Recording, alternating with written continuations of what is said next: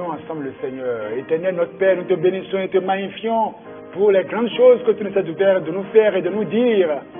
Père éternel, nous sommes encore là, nous prions que tu puisses te révéler encore à nous par ta parole.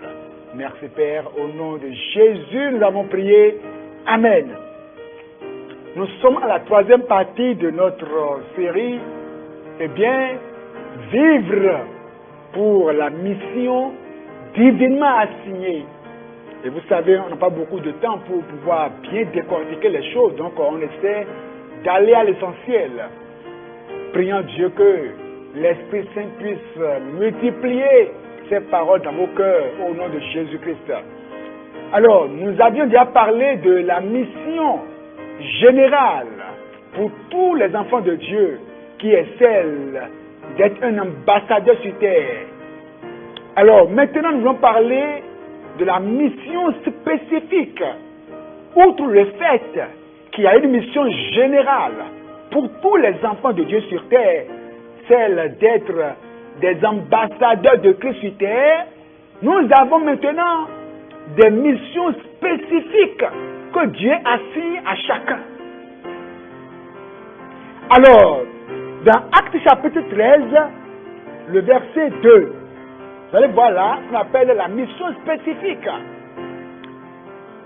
Pendant qu'ils servaient le Seigneur dans leur ministère et qu'ils jeûnaient, le Saint-Esprit dit: mettez-moi à part Barnabas et Saul pour l'œuvre à laquelle je les ai appelés. Vous voyez ça? Ça, c'est une œuvre taillée sur mesure. Ça, c'est une œuvre spécifique pour Saul et pour Barnabas. Et dans ce monde, outre le fait que tu dois promouvoir les intérêts de Dieu sur terre comme ambassadeur, outre le fait que tu dois, eh bien, représenter le royaume de Dieu sur terre en tant qu'ambassadeur, ça c'est la mission de tous les enfants de Dieu. Quiconque est enfant de Dieu doit être dans cette mission. Mais la mission spécifique taillée sur mesure, elle est tout autre. Paul, Saul et Barnabas, mettez-les-moi à part pour l'œuvre spécifique que j'ai à leur confier. Et lorsque je parle de Jérémie, Jérémie chapitre 1, verset 5, Jérémie aussi, il avait une mission spécifique propre à lui, une mission taillée sur mesure. Jérémie 1, verset 5, on dit: avant que je t'eusse formé dans le ventre de ta mère, je te connaissais, et avant que tu fusses sorti de son sein, je t'avais consacré, je t'avais établi prophète des nations. Vous voyez ça? La mission spécifique de Jérémie, c'était d'être prophète des nations, avertir le peuple, montrer le chemin au peuple. Lorsque, par exemple, je prends Jonas, quelle était la mission spécifique de Jonas? Jonas, sa mission était d'aller avertir le peuple de Ninive. Et puis, regardez comment Jonas parlait. Jonas a fui. Jonas a voulu s'échapper, mais Dieu va le rattraper. Dieu dira: c'est ta mission, Jonas. C'est toi qui peux faire ça. Je sais qu'il y a des gens plus loin que toi, des gens plus compétents, des gens courageux, mais c'est une mission qui t'est assignée. C'est une mission taillée sur mesure. C'est la mission de Jonas. Et il devrait accomplir ça.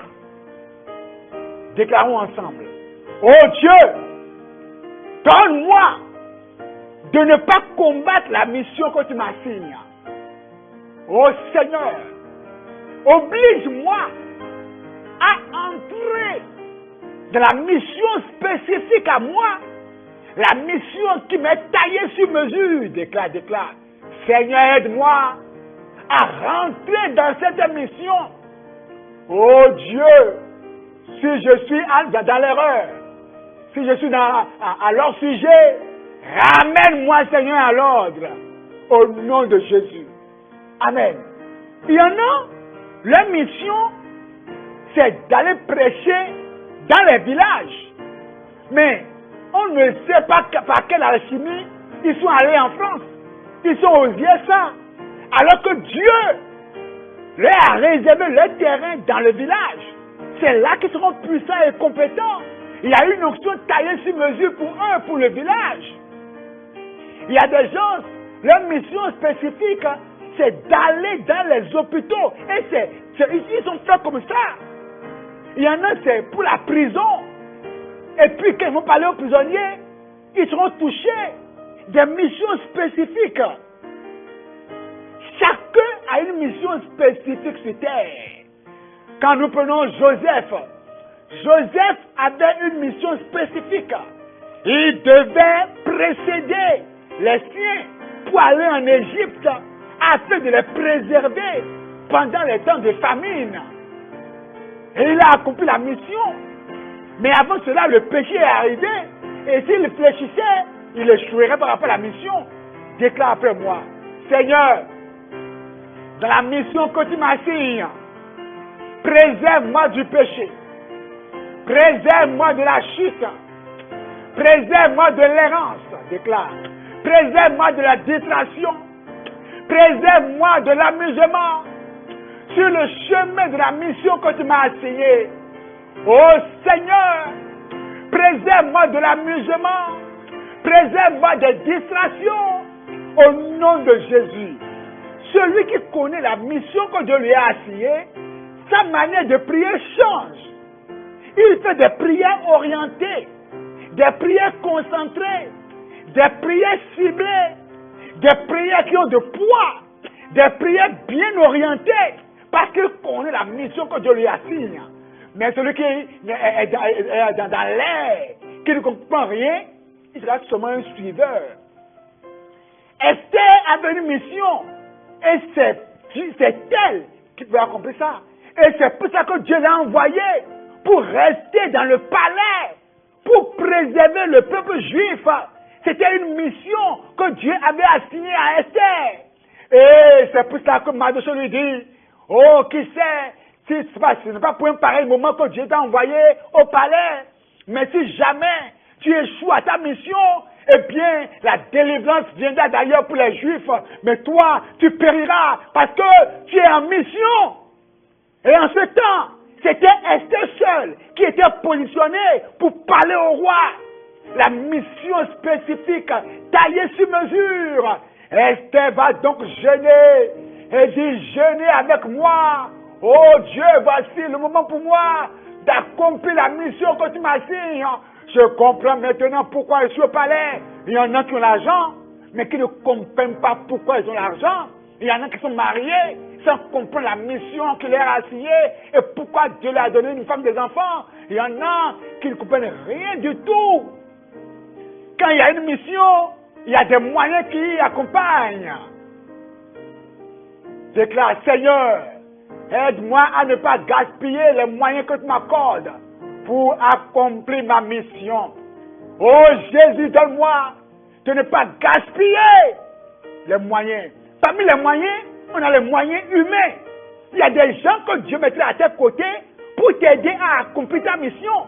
Mais il y a des gens qui sont rancuniers, des chrétiens rancuniers, des chrétiens qui aiment vivre recoquevillés sur eux-mêmes, mais qui n'aiment pas s'ouvrir. Et ils ferment la porte à ceux qui sont appelés à les aider. Timothée était un compagnon pour Paul.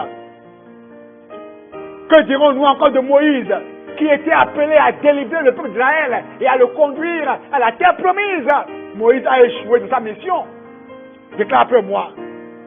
Père éternel,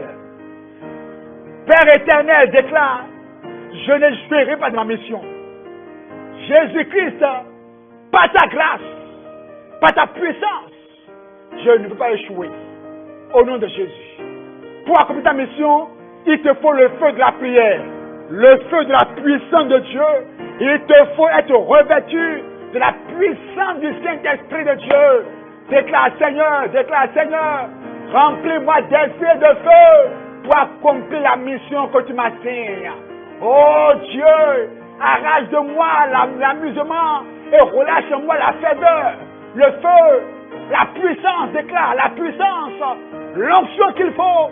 Donne-moi, Seigneur, de lutter à genoux afin d'accomplir pleinement la mission taillée sur mesure, la mission spécifique que tu m'assignes.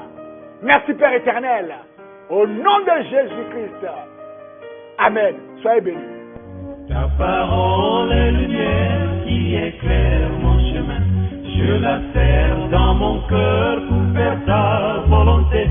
Elle procure la sagesse et le salut divin. Elle me place loin du mal.